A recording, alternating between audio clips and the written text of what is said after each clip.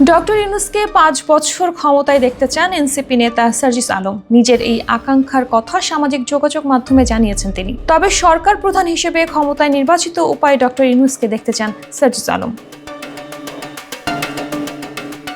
নিজের verified Facebook আইডিতে দেয়া এক স্ট্যাটাসে এমন আকাঙ্ক্ষার কথা ব্যক্ত করেন তিনি। লেখেন, প্রফেসর ডক্টর মোহাম্মদ ইউনূসের মতো একজন স্টেটসম্যানকে ৫ বছরের জন্য বাংলাদেশের একটি নির্বাচিত সরকারের প্রধানমন্ত্রী হিসেবে পাওয়ার আকাঙ্ক্ষা আমার আজীবন থাকবে।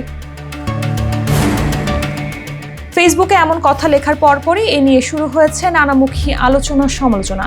তার এই পোস্টে প্রতিক্রিয়া জানিয়েছে প্রায় ৩ লাখ মানুষ, মতামত জানিয়েছে হাজার হাজার মানুষ। জাকির হোসেন নামে একজন লিখেছেন, সত্যিই আমরা তার সম্মানী জাতি হিসেবে অনেক গর্বিত, যেখানে গোটা বিশ্বের কাছে তিনি সম্মানিত, কিন্তু আফসোস আমাদের কাছে তিনি অবহেলিত এবং অসম্মানিত হচ্ছেন বারবার।